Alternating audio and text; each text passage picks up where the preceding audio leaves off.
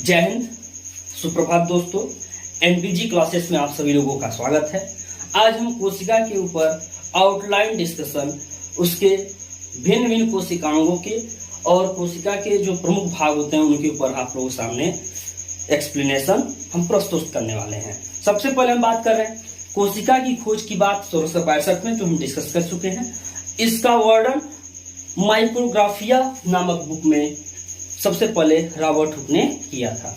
कोशिका के प्रमुख कोशिकांगों की हम बात करते हैं तो कोशिका के तीन प्रमुख जो भाग होते हैं, जो कोशिका के प्रमुख भागों की बात करते हैं जिससे कोशिका निर्मित होती है। कोशिका का जो बिल्कुल बाहर या जो बिल्कुल बाहरी वाला भाग, बाहर का भाग होता है, उसे प्लाज्मा मेम्ब्रेन या सेल मेम्ब्रेन कहते हैं। दूसरा जो होता है सेल वॉल होता है। एक्चुअली पादप कोशिका में सेल वॉल की उपस्थिति होती है और जंतु कोशिका में सेल मेम्ब्रेन या प्लाज्मा मेम्ब्रेन पाया जाता है।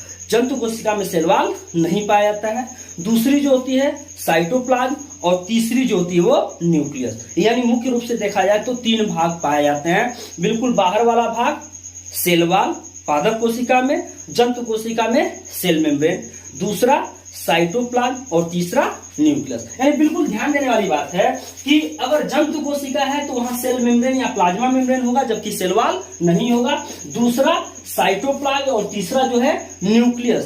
तीन भागों से या तीन प्रमुख भागों से मिलकर के तीन प्रमुख अलग अलग जो भाग न्यूक्लियस, साइटोप्लाज्म या प्लाज्मा मेम्ब्रेन के रूप में जाना है, इनसे एक कोशिका का निर्माण हुआ है। बिल्कुल बाहर वाले भाग को हम प्लाज्मा मेम्ब्रेन या सेल मेम्ब्रेन कह रहे हैं। जंतु कोशिका में इसकी उपस्थिति होती है तथा पादप कोशिका में भी सेल मेम्ब्रेन की उपस्थिति होती है। एक बात ध्यान देने योग्य वाली बात है मेरे दोस्तों कि पादप कोशिका में सेल वॉल की उपस्थिति होती है, जबकि जंतु कोशिका में सेल वॉल नहीं पाया जाता है।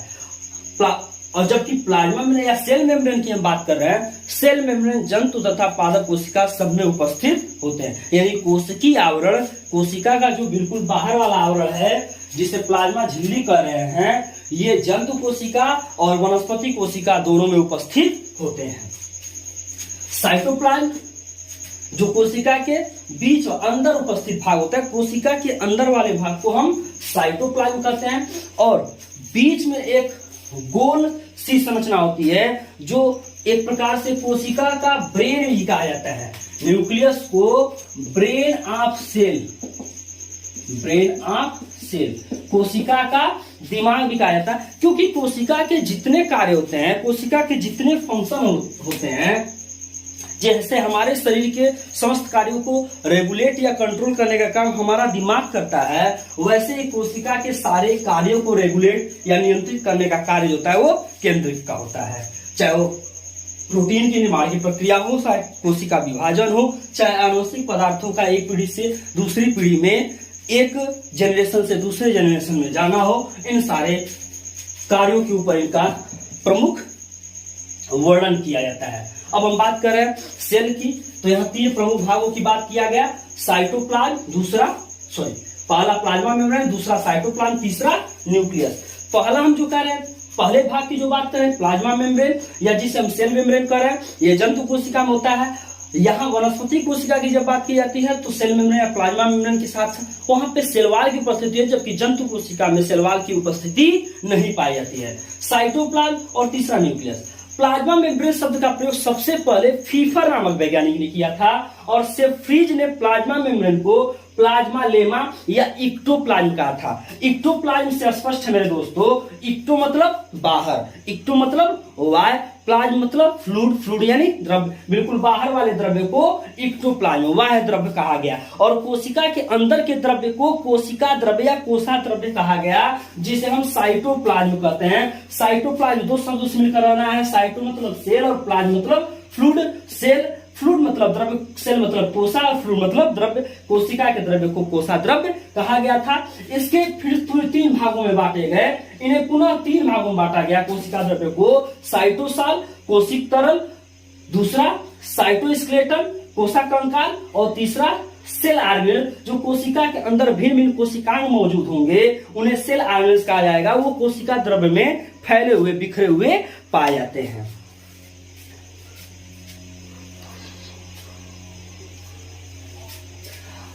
यहाँ पे प्रमुख रूप से 3 भागों की जो हम बात की, प्लाज्मा मेम्ब्रेन। एक कोशिका के जंतु कोशिका में प्रमुख रूप से 3 भाग, प्लाज्मा मेम्ब्रेन, साइटोप्लाज्म और न्यूक्लियस। पादप कोशिका में प्लाज्मा मेम्ब्रेन या सेल मेम्ब्रेन के साथ साथ सेल वॉल की उपस्थिति होती है, जबकि जंतु कोशिका में सेल वॉल की उपस्थिति नहीं होती है। दूसरा साइटोप्लाज्म और तीसरा न्यूक्लियस। हम जब सेल वॉल की बात करते हैं तो वनस्पति कोशिका का सेल वॉल या सेल भित्ति, जो कोशिका भित्ति होती है वो अलग होती है, वो दूसरी कंडीशन। चाहे विषाणु की बात की जाए, बैक्टीरिया की बात की जाए, बैक्टीरिया की जो कोशिका भित्ति होती है वो बिल्कुल अलग होती है।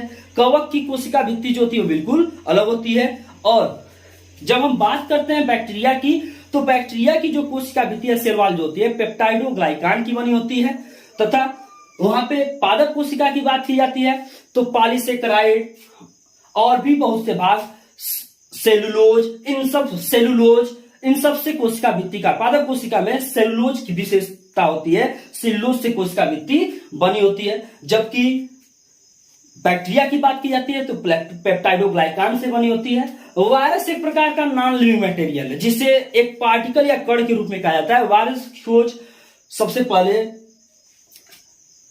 इवानोव्स्की नामक वैज्ञानिक ने की थी। और वायरस की बात की जाती है तो वायरस नॉन लिविंग मटेरियल है, एक ऐसा पदार्थ है जो लिविंग के संपर्क में आते ही लिविंग की तरह बिहेव करता है और नॉन लिविंग के संपर्क में आते ही नॉन लिविंग की तरह बिहेव करता है। जैसे कोरोना वायरस की बात कर ली जाए तो वो वायरस पार्टिकल एक वायरस के कण के ही रूप में है। हाँ, ये है कि सजीव व्यक्ति के संपर्क में आते ही वो एक्टिव होने हैं, क्योंकि वायरस की विशेषता होती है कि सजीव के संपर्क में आते ही सजीव की तरह बिहेव करते हैं और निर्जीव के संपर्क में जब तक ऐसे रहेंगे, नॉन लिविंग मटेरियल के पास रहेंगे, ऐसे नॉन लिविंग की तरह वो पड़े रहेंगे, निर्जीव की तरह वो पड़े रहेंगे। लेकिन वायरस की बात की जाती है तो वायरस विशेष रूप से प्रोटीन से बने होते हैं, वायरस विशेष रूप से प्रोटीन से बने होते हैं और न्यूक्लियस की उपस्थिति, डीएनए आरएनए की उपस्थिति के आधार पर इन्हें न्यूक्लियोप्रोटीन भी कहा जाता है। वायरस के कणों को वीर्यान कहा जाता है, इस बात को याद रखिएगा मेरे दोस्तों, वायरस के कणों को वीर्यांश कहा जाता है। यहाँ पे हम बात कर रहे हैं सबसे पहले, यहाँ कोशिका के 3 प्रमुख भागों की बात की गई, प्लाज्मा मेम्ब्रेन, साइटोप्लाज्म और न्यूक्लियस। प्लाज्मा मेम्ब्रेन जिसे हम कह रहे हैं, प्लाज्मा मेम्ब्रेन सबसे पहले इस्तेमाल फीफर नामक वैज्ञानिक ने किया। प्लाज्मा मेम्ब्रेन को फीफर नामक वैज्ञानिक ने प्लाज्मा मेम्ब्रेन बताया। इसे सेफ्रीज ने प्लाज्मा लेमा या इक्टोप्लाज्म कहा। दूसरी कंडीशन साइटोप्लाज्म को यहाँ 3 भागों में बांटा गया, कोशिक तरल, साइटोसाल, कोशिका के अंदर का वो भाग जहां पे कोशिकांग के अतिरिक्त जो भाग बने होते हैं उन्हें साइटोसाल कहा गया। दूसरा जो साइटोस्केलेटन, जो माइक्रोट्यूब्यूल, माइक्रोफिलामेंट्स और इंटरमीडिएट फिलामेंट्स से मिलकर बने होते हैं। अब हम बात कर रहे हैं कोशिका के अंदर के कोशिकांगों की, जिन्हें सेल ऑर्गेनेल्स कहा जाता है। और तीसरी कंडीशन जो हम बता रहे थे कि कोशिका के जो प्रमुख 3 भाग, प्लाज्मा में, साइटोप्लाज्म और तीसरा न्यूक्लियस। और न्यूक्लियस की बात की जाती है तो इसकी खोज रॉबर्ट ब्राउन नामक वैज्ञानिक ने 1831 में की थी। इस कैरियन की, न्यूक्लियस को कैरियन के नाम से लिया जाता है और कैरियन का मतलब केंद्रक ही होता है, जिस शब्द का सबसे पहले इस्तेमाल जे हैमरलिंग नामक वैज्ञानिक ने किया था।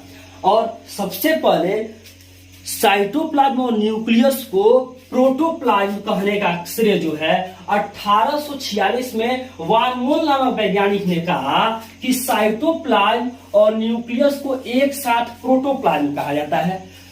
1846 में वान मोल नामक वैज्ञानिक ने बताया कि साइटोप्लाज्म और न्यूक्लियस को एक साथ प्रोटोप्लाज्म कहा जाता है। प्रोटो का मतलब होता है फर्स्ट, प्लाज्म मतलब फ्लूइड, प्रथम द्रव, इसे कहा जाता है प्रथम द्रव्य या जिसे हम जीव द्रव्य भी कहते हैं। इसे जीवन का आधार कहा गया, इसे जीवन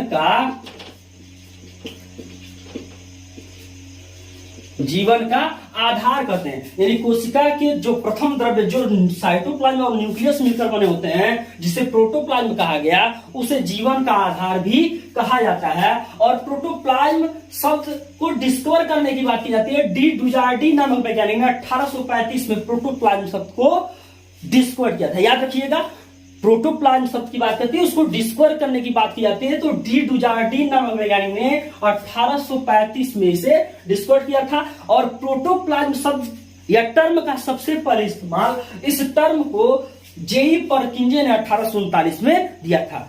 प्रोटोप्लाज्म शब्द को जेई परकिंजे ने 1839 में प्रस्तुत किया था। इस बात को याद रखिएगा मेरे दोस्तों। और यहाँ पे हम बात कर रहे हैं कि सेल वॉल की बात कर रहे हैं। मैंने अभी कहा कि सेल वॉल वनस्पति कोशिका की अलग होगी जो सेलुलोज की बनी होगी। बैक्टीरिया की बात की जाती है तो बैक्टीरियल सेल वॉल जो होती है पेप्टाइडोग्लाइकान की बनी होती है। इसी प्रकार अलग अलग कार्बोहाइड्रेट मटेरियल पॉलीसेकेराइड्स, इस प्रकार इन पॉलीसेकेराइड्स कार्बोहाइड्रेट इन सब से मिलकर एक कवक सेल की जो कवक सेल वाले या कवक भित्ति की बात की जाती है उनका निर्माण हुआ होता है। इस बातों को विशेष रूप से ध्यान दीजिएगा। कभी कभी क्वेश्चन पूछे जाते हैं। पादप कोशिका की जो कोशिका भित्ति होगी वो सेलुलोज की, बैक्टीरिया की बात की जाती है पेप्टाइडोग्लाइकान की बनी होगी। पेप्टाइडोग्लाइकान यानी glycogen plus peptide materials polypeptide के रूप में उपस्थित होते हैं, ये सारे पाए जाते हैं। बैक्टीरियल सेल की बात कर रहे हैं, कवक सेल की बात करें, कवक कोशिकाओं की बात करें, उनकी जो भित्तियां होती हैं वो कार्बोहाइड्रेट और अन्य एडिबल मटेरियल जो खाद्य पदार्थ होते हैं उन सब से उनका निर्माण, चाहे वो कार्बोहाइड्रेट, फैट, लिपिड इनके रूप में हो, उनसे इन सब का निर्माण होता है। सेल मेम्ब्रेन या प्लाज्मा मेम्ब्रेन की जो बात कर रहे हैं उनका निर्माण फास्फोलिपिड और प्रोटीन से होता है। फास्फोलिपिड, ग्लाइकोलिपिड्स और प्रोटीन की कुछ लेयर जो होती हैं इन सब से मिलकर के प्लाज्मा मेम्ब्रेन या सेल मेम्ब्रेन की जो बात की जाती है उनका निर्माण होता है। प्लाज्मा मेम्ब्रेन पे अलग अलग वैज्ञानिकों ने अलग अलग मॉडल दिया था, वो टॉपिक हम जब बाद में डिस्कस करेंगे वहां पे चर्चा उसकी की जाएगी। चाहे रॉबर्टसन का मॉडल, चाहे निकोलसन सिंगर का मॉडल, डेनियली डेवसन का मॉडल, ये सारे मॉडल आप लोगों को बाद में डिस्कस किए जाएंगे। यहाँ पे अब हम बात कर रहे हैं तीन प्रमुख भागों की बात हो गई, प्लाज्मा मेम्ब्रेन, साइटोप्लाज्म और न्यूक्लियस। हमने कहा कि न्यूक्लियस और साइटोप्लाज्म को एक साथ प्रोटोप्लाज्म कहा, किसने? वॉन मोल ने 1846। प्रोटोप्लाज्म शब्द डिस्कवर किया गया डिजॉर्डिन के द्वारा 1835 में, और यह टर्म जेई परकिंजे ने, प्रोटोप्लाज्म टर्म जो है जेई परकिंजे ने 1839 में दिया था। न्यूक्लियस की खोज रॉबर्ट ब्राउन ने। अब यहां हम साइटोप्लाज्म की बात कर रहे हैं तो साइटोप्लाज्म टर्म जिसे साइटोसाल, एक तरह से साइटोप्लाज्म का एक भाग होता है उसे साइटोसाल भी कहते हैं। साइटो मतलब सेल और साल मतलब यहाँ पे सॉल्यूशन से, वहां पे उसके बिलियन से मतलब है। तो कोशिका का वो भाग होता है जो कोशिका के कोशिकांगों के अतिरिक्त वहां पे जो मौजूद होता है कोशिका के अंदर, उसे साइटोसाल कहा जाता है। इस टर्म को सबसे पहले 1843 में कोलिकर नामक वैज्ञानिक ने दिया था। साइटोप्लाज्म टर्म की बात कर रहे हैं, यह टर्म 1843 कोलिकर नामक वैज्ञानिक ने दिया था। अब हम कोशिका के भिन्न भिन्न कोशिकांगों की बात करते हैं। ध्यान दीजिएगा, पहला जो प्रमुख कोशिकांग होता है उसे हम कह रहे हैं इंडोप्लाज्मिक रेटिकुलम। एक एक पॉइंट पे ध्यान देते रहिएगा, उनकी किसने खोज की, किन से बने होते हैं, कार्य की ऊपर भी थोड़ी सी चर्चा हम करते चलेंगे। इंडोप्लाज्मिक रेटिकुलम, इसकी खोज 1948 में के.आर. पोर्टर नामक वैज्ञानिक ने की थी। यह सिस्टर्नी विसाइकल और ट्यूब्यूल से बना होता इंडोप्लाज्मिक रेटिकुलम। ध्यान दीजिएगा, जिसे अंतःप्रदेवीय जालिका भी कहा जाता है। अगर इसके ऊपर अंतःप्रदेवीय जालिका की बात की जाए तो किसी कोशिका को एक प्रकार से कहा जाए, किसी कोशिका के अंदर से इंटरनली स्केलेटल फ्रेमवर्क, कंकाली संरचना प्रदान करने का काम करता है। बिल्कुल बाहर वाले को हम जो बिल्कुल केंद्रक के चारों तरफ है, केंद्रक के बाहरी परत से लेकर कोशिका के अंतिम सिरे तक, लेकिन 1/3 सिरे तक ये फैले होते हैं। लगभग 1/3 सिरे तक कोशिका में ये फैले होते हैं, जिसे इंडोप्लाज्मिक रेटिकुलम कर रहे हैं। और ये कोशिका को ढांचा या रूप प्रदान करने में भी सहायता करते हैं। सेल वॉल का भी काम यही होता है, कोशिका के एक रूप प्रदान करता है। सेल मेम्ब्रेन का भी काम होता है, कोशिका को एक आवरण प्रदान करता है, एक रूप प्रदान करने का काम करता है। यहाँ पे जब हम बात कर रहे हैं इंडोप्लाज्मिक रेटिकुलम, तो ये दो प्रकार के होते हैं। अगर राइबोसोम की उपस्थिति होगी तो रफ इंडोप्लाज्मिक रेटिकुलम, और राइबोसोम उनकी सतह या परतों पे नहीं पाए जाएंगे तो उन्हें कहा जाता है स्मूथ इंडोप्लाज्मिक रेटिकुलम। यानी इंडोप्लाज्मिक रेटिकुलम जो ER कर रहे हैं, ये दो भागों में दो प्रकार के इन्हें फिर बांटे गए। SER यानी स्मूथ इंडोप्लाज्मिक रेटिकुलम, और दूसरा RER रफ इंडोप्लाज्मिक रेटिकुलम। बिल्कुल याद रखिएगा, रफ यानी खुरदुरी सतह होगी, उसके ऊपर राइबोसोम के जो पार्टिकल होंगे, राइबोसोम के कण जो होंगे वो मौजूद होंगे, पाए जाएंगे। और स्मूथ सरफेस की बात की जाएगी, वहां पर राइबोसोम पार्टिकल या राइबोसोम के कण नहीं पाए जाएंगे। इसकी खोज के.आर. पोर्टर ने की थी। इसे प्रोटीन व्हीकल, इसे प्रोटीन वाहन भी कहा जाता है। एंडोप्लाज्मिक रेटिकुलम को प्रोटीन वाहन या ट्रांसपोर्टिंग प्रोटीन व्हीकल, प्रोटीन को ट्रांसपोर्ट करने वाला वाहन भी इसे कहा जाता है। दूसरी कंडीशन जो कोशिका के मुख्य कोशिकांगों के रूप में हम बात करते हैं, दूसरा गाल्जी बॉडी, जिसे गाल्जी काय कहा जाता है। पहली की बात हो गई एंडोप्लाज्मिक रेटिकुलम, दूसरा गाल्जी बॉडी। गाल्जी बॉडी की खोज कैमिलो गाल्जी नामक वैज्ञानिक की थी, उनके सम्मान में इसे गाल्जी बॉडी कहा जाता है। एक बात याद रखिएगा मेरे दोस्तों, जब हम गाल्जी बॉडी की बात करते हैं तो Golgi body dictyosome, Golgi complex, Golgi apparatus, lipochondria और Golgi body. Golgi body, Golgi complex, dictyosome, lipochondria और गाल्जी कॉम्प्लेक्स, गाल्जी एपेरेटस, इसके भिन्न भिन्न नाम है। ये सारे नाम गाल्जी बॉडी के ही हैं। सबसे पहले बेकर ने इसे लाइपोकांड्रिया कहा था। गाल्जी बॉडी को traffic police of the cell, कोशिका का ट्रैफिक पुलिस कहते हैं, याद रखिएगा। जैसे मैंने बताया कि एंडोप्लाज्मिक रेटिकुलम को क्या कहते हैं, प्रोटीन व्हीकल, प्रोटीन वाहन कहा जाता है। उसी तरह गाल्जी बॉडी को traffic police of the cell, कोशिका का ट्रैफिक पुलिस कहा जाता है। बेकर ने इसे लाइपोकांड्रिया कहा था, पर्नर ने इसे डिक्टियोसोम कहा था और कैमिलो गाल्जी के नाम पे गाल्जी बॉडी को डिस्कवर करने का श्रेय जो है कैमिलो गाल्जी को जाता है, उनके नाम पे इसे गाल्जी बॉडी कहा जाता है। और गाल्जी बॉडी जो होता है, याद रखिएगा, जो यहाँ पे मौजूद है गाल्जी बॉडी, जिसकी गाल्जी कॉम्प्लेक्स की बात करते हैं, स्पर्म के ऊपर जो एक्रोसोम की संरचना होती है, वहां पे गाल्जी बॉडी एपेरेटस या गाल्जी बॉडी मटेरियल मौजूद होते हैं, जो एक्रोसोम के ऊपर एंजाइमेटिक एक्टिविटी, जो एंजाइमिक प्रक्रियाओं के, जो एंजाइम के कार्य होते हैं, उन कार्य को वहां पे समायोजित करते हैं, वहां पे उन कार्यों में वो भाग लेते हैं। जब हम बात करेंगे स्पर्मेटोजेनेसिस, oogenesis, वहां सारे टॉपिकों पे इनकी चर्चा की जाएगी। तो दूसरा जो प्रमुख भाग हुआ वो गाल्जी बॉडी हुआ, जिसे हम traffic police of the cell कहते हैं। तीसरा लाइसोसोम, ध्यान दीजिएगा, लाइसोसोम, लाइसो मतलब लाइसिस, सोमा मतलब बॉडी, लाइसो मतलब लाइसिस और सोमा मतलब बॉडी। जो किसी बॉडी को तोड़ने का, किसी बॉडी को तोड़ने का या किसी बॉडी को डाइजेस्ट करने का कार्य करते हैं, पचाने का काम करते हैं, उन्हें लाइसोसोम कहा गया, जिसे लयन काय कहा जाता है, जिन्हें हिंदी में लयन काय कहते हैं। कोशिका का ये कोशिकांग है, ये वनस्पति कोशिका और जंतु कोशिका सब में उपस्थित होते हैं, पाए जाते हैं। लाइसोसोम को कोशिका के आत्महत्या की थैली भी कहते हैं मेरे दोस्तों।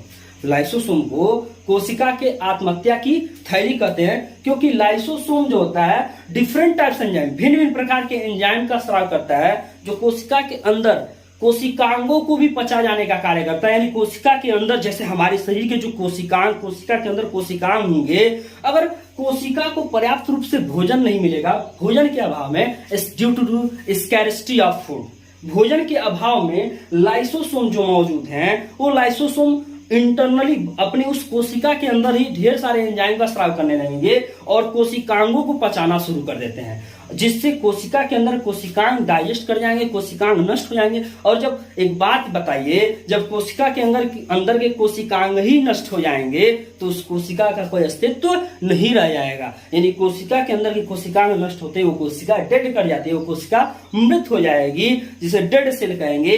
इसीलिए लाइसोसोम को suicidal bag of the cell भी कहा जाता है। Suicidal bag of the cell, कोशिका की आत्महत्या की थैली कहते हैं। इसकी खोज सी.डी. डुबे नामक वैज्ञानिक ने की थी। लाइसोसोम की खोज सी.डी. डुबे नामक वैज्ञानिक ने की थी। चौथे विशेष कोशिकांग की हम बात करने आ रहे हैं। जो कोशिका का चौथा विशेष कोशिकांग है उसे हम कह रहे हैं माइटोकांड्रिया।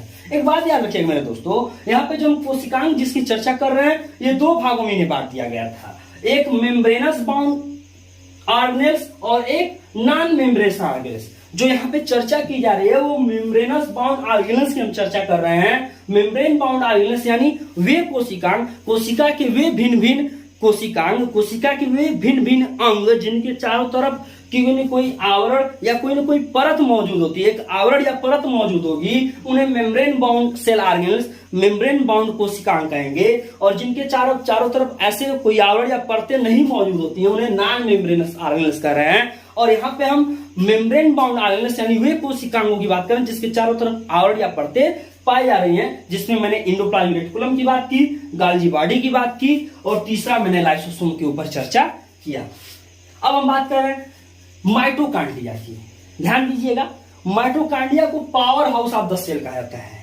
और ये भाई माइटोकांड्रिया को power house of the cell, कोशिका का ऊर्जा घर क्यों कह रहे हैं, या इसे कोशिका का विद्युत गृह भी कहा जाता है। क्यों? क्योंकि कोशिका के अंदर जितनी भी ऊर्जा होती है जो एटीपी के रूप में टूटती हैं, जो ग्लूकोज के टूटने से जो ऊर्जा निर्मुक्त होती है, वो ऊर्जा इन्हीं माइटोकांड्रिया में ही स्टोर होती है। चाहे जंतु कोशिका हो चाहे वनस्पति कोशिका हो, माइटोकांड्रिया में ऊर्जा एटीपी के रूप में संरक्षित रहती है। इसीलिए माइटोकांड्रिया को power house of the cell, कोशिका का ऊर्जा घर भी कहते हैं। एक ग्लूकोज के मॉलिक्यूल के ब्रेक होने से लगभग एग्जैक्ट 680 जो अमाउंट रूप में जो क्षय होने के बाद जो टोटल ऊर्जा होती है वो 673 किलो कैलोरी ऊर्जा जो होती है, 680 के से थोड़ी सी कम 673 किलो कैलोरी ऊर्जा एक ग्लूकोज के मॉलिक्यूल ब्रेक में जो 38 एटीपी जो एक्चुअल में 36 हो जाता है, वो सारी ऊर्जा जो एटीपी के रूप में स्टोर होती है वो माइटोकांड्रिया में ही होती है। इसीलिए माइटोकांड्रिया को power house of the cell, कोशिका का विद्युत गृह या कोशिका का ऊर्जा घर कहते हैं। ये बात समझ में आई? माइटोकांड्रिया को इसीलिए power house of the cell कहा जाता है। माइटोकांड्रिया को सबसे पहले मसल सेल्स में रिकॉग्नाइज किया गया था, मांसपेशी कोशिकाओं में देखा गया था, और इसे देखने का जो काम है सबसे पहले कोलिकर ने किया था। माइटोकांड्रिया को सबसे पहले कोलिकर ने मसल सेल्स में रिकॉग्नाइज किया था, देखा था, और फ्लेमिंग और अल्टमान ने 1890 में इसे कार्डियोसोम कहा। बात याद रखिएगा, माइटोकांड्रिया को कार्डियोसोम भी कहा गया था। माइटोकांड्रिया को फ्लेमिंग और अल्टमान ने 1890 में कार्डियोसोम कहा, और बाद में 1897 में सी बेंडा नामक वैज्ञानिक ने इसे माइटोकांड्रिया नाम दिया। 1897 में सी बेंडा नामक वैज्ञानिक ने इसे माइटोकांड्रिया शब्द दिया। इस बात को याद रखिएगा मेरे दोस्तों। और यहाँ पे जो कोशिका के दूसरे और भिन्न कोशिकाएं जिसे हम ऑक्सीसोम कह रहे हैं, ठीक, इससे इसके ऊपर ऑक्सीसोमल मटेरियल्स जो होते हैं मौजूद होते हैं, इसकी खोज डी डुबे नामक वैज्ञानिक ने की थी।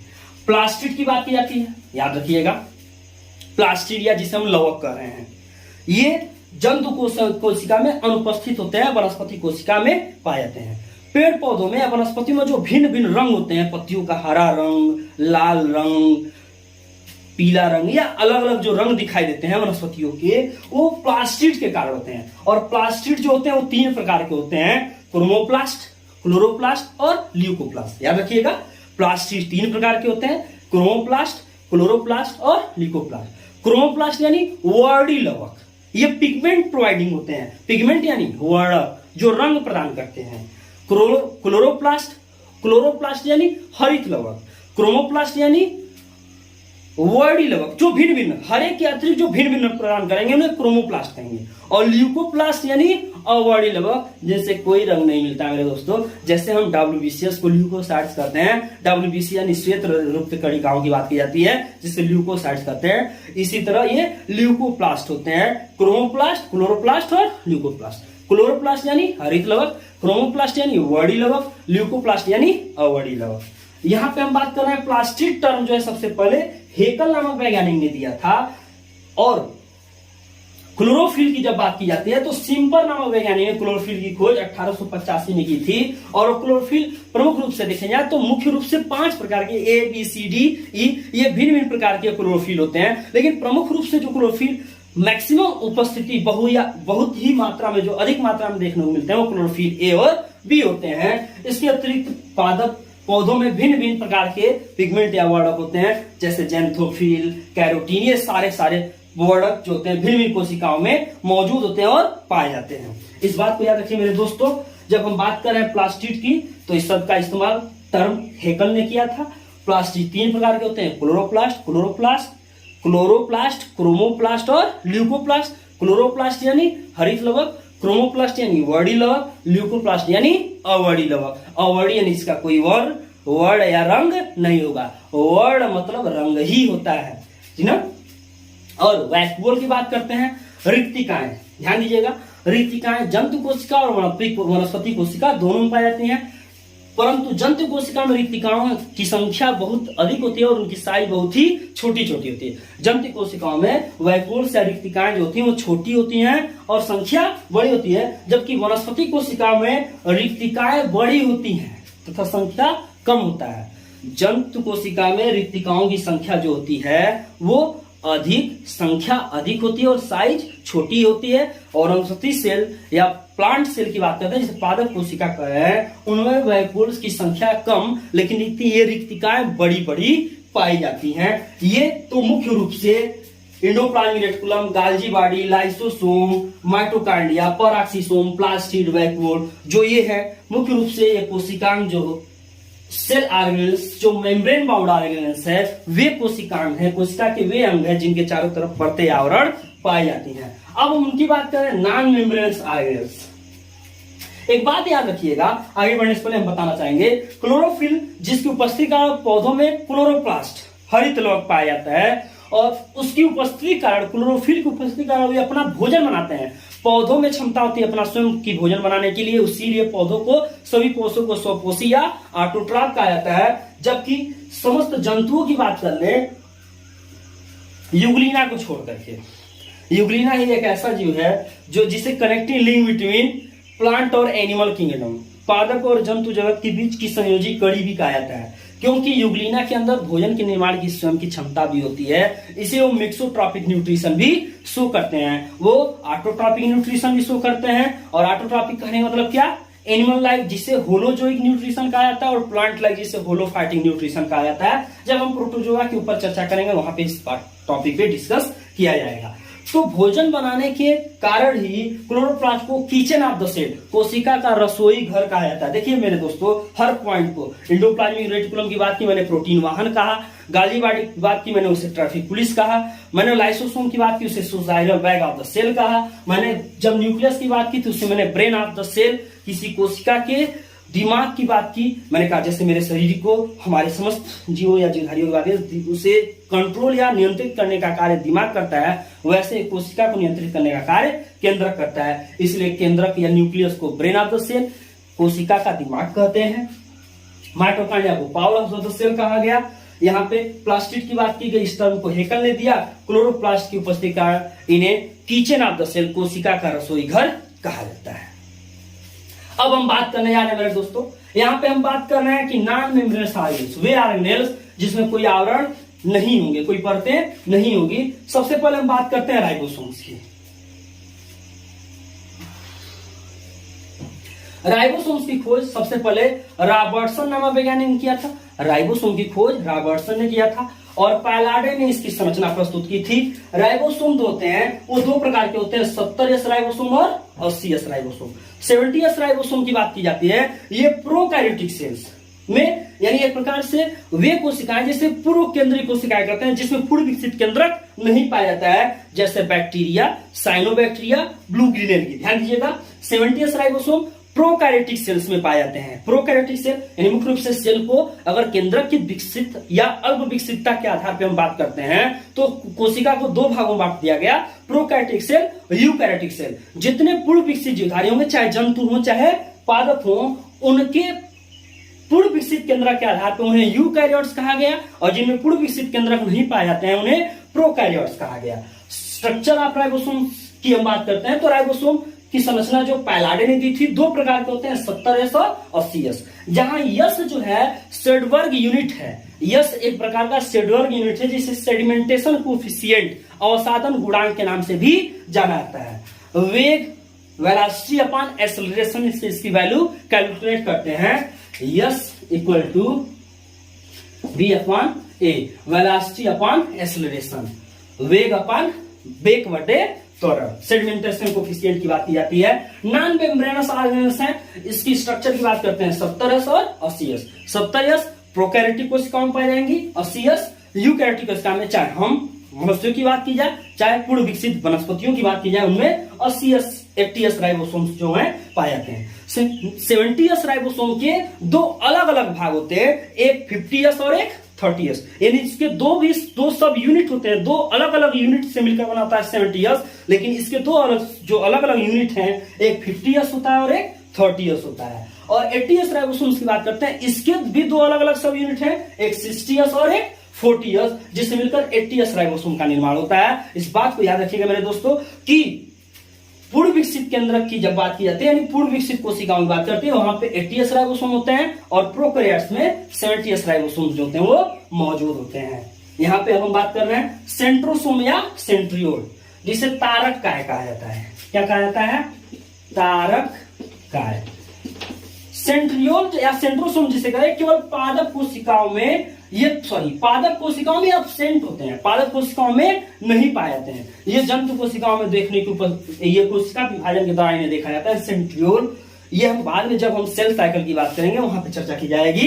यहाँ पे हम सेंट्रियोल की बात कर रहे हैं, पादप कोशिका में एब्सेंट होते हैं जबकि जंतु कोशिका में पाए जाते हैं। इसकी खोज टी बोवरी नामक वैज्ञानिक ने किया था। सेंट्रियोल या तारक काय जिसे कह रहे हैं सेंट्रोसोम, इसकी खोज टी बोवरी नामक वैज्ञानिक ने किया था।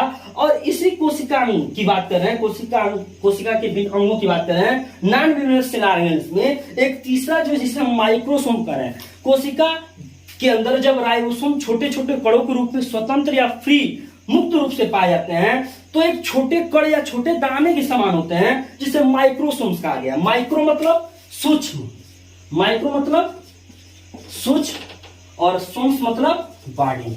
सूक्ष्म बॉडी यानी सूक्ष्म काय, सूक्ष्म शरीर का भाग, जिसे माइक्रोसोम्स कहा गया। इसकी खोज एक लाडे नामक वैज्ञानिक ने किया था। माइक्रोसोम की खोज की बात की जाती है, इसे एक लाडे ने खोजा था। ये राइबोसोम्स ही स्वतंत्र रूप से राइबोसोम के छोटे छोटे गण ही माइक्रोसोम्स के रूप में जाने जाते हैं। ये तो कोशिका के नॉन मेम्ब्रेनस ऑर्गेनेल थे राइबोसोम, जिसकी खोज रॉबर्टसन ने की थी। इसकी संरचना पैलाडे ने राइबोसोम की प्रस्तुत की थी। स्ट्रक्चर होता है दो प्रकार का, 70s और 80s राइबोसोम संरचना दी गई। 70s प्रोकैरियोटिक कोशिकाओं में, 80s यूकैरियोटिक कोशिकाओं में। सेंट्रोसोम की बात करें या सेंट्रियोल, ये टी बोवरी ने इसकी बात खोज की थी। ये पादप कोशिकाओं में अनुपस्थित होते हैं, जंतु कोशिकाओं में पाए जाते हैं। और माइक्रोसोम राइबोसोम पार्टिकल्स जब छोटे छोटे दानों के रूप में कोशिका के अंदर में निर्मुक्त होते हैं, फ्री होते हैं, उसमें स्वतंत्र रूप से पाए जाते हैं, उन्हें माइक्रोसोम कहा गया। इसकी खोज एक लाडे नामक वैज्ञानिक ने की थी। एक बात याद रखिएगा, थोड़ा सा हम केंद्रक के ऊपर एक बार चर्चा कर रहे हैं। न्यूक्लियस जिसे हम केंद्रक कर रहे हैं, इसे कोशिका का दिमाग कहते हैं। इसकी खोज रॉबर्ट ब्राउन ने 1831 में की थी, जिसे मैंने बताया कि ये स्कॉटिश बॉटनिस्ट थे, स्कॉटलैंड के वनस्पति शास्त्री थे। एक न्यूक्लियस की हम बात करते हैं तो इसके अलग अलग भाग होते हैं। न्यूक्लियस के चारों तरफ का आवरण न्यूक्लियर मेम्ब्रेन कहलाता है। कोशिका के केंद्रक के अंदर का जो द्रव्य होता है उसे हम न्यूक्लियोप्लाज्म केंद्रक द्रव्य कहते हैं। और इसके अंदर एक और गोल सी संरचना होती है जिसे न्यूक्लियोलस कहते हैं। इसकी खोज फोंटाना नामक वैज्ञानिक ने की थी। और इसी न्यूक्लियस के अंदर क्रोमेटिनिल मटेरियल्स जो होते हैं, हिस्टोन प्रोटीन जैसी संरचनाएं होती हैं, जहां पे डीएनए और आरएनए की बात की जाती है। डीऑक्सी राइबोन्यूक्लिक एसिड और राइबोन्यूक्लिक एसिड जो न्यूक्लियस के अंदर मौजूद होते हैं, ये कोशिका के विशेष कोशिकांग होते हैं। कोशिका के अंदर ये मौजूद जो विशेष कोशिकांग है, ये कोशिका की समस्त प्रक्रियाओं को या समस्त क्रियाओं को नियंत्रित करने का काम करता है। इसीलिए न्यूक्लियस को ब्रेन ऑफ द सेल कहा जाता है। इसीलिए केंद्रक को कोशिका का दिमाग भी कहते हैं। इसके भागों की बात कर लें तो न्यूक्लियर मेम्ब्रेन, न्यूक्लियोलस जिसकी खोज फोंटाना ने की, न्यूक्लियोप्लाज्म और न्यूक्लिक एसिड जो क्रोमोसोमल मटेरियल होंगे। क्रोमोसोम्स की बात की जाती है तो आगे हम बताएंगे। स्ट्रासबर्गर की बात की जाएगी, वाल्डेयर की बात की जाएगी, जो उन्होंने संरचना प्रस्तुत की, जो क्रोमोसोम की खोज की। ये भिन्न भिन्न जो कोशिकाएं हैं जिनके ऊपर हमने आउटलाइन डिस्कस किया। आप लोगों को ये सारी बातें समझ में आई होंगी। So thanks to all of you. Please subscribe the NPG classes, press the bell icon, like और शेयर और कमेंट जरूर करिएगा मेरे दोस्तों। और आप लोगों के लिए आज के लिए बस इतना ही। Thanks to all of you.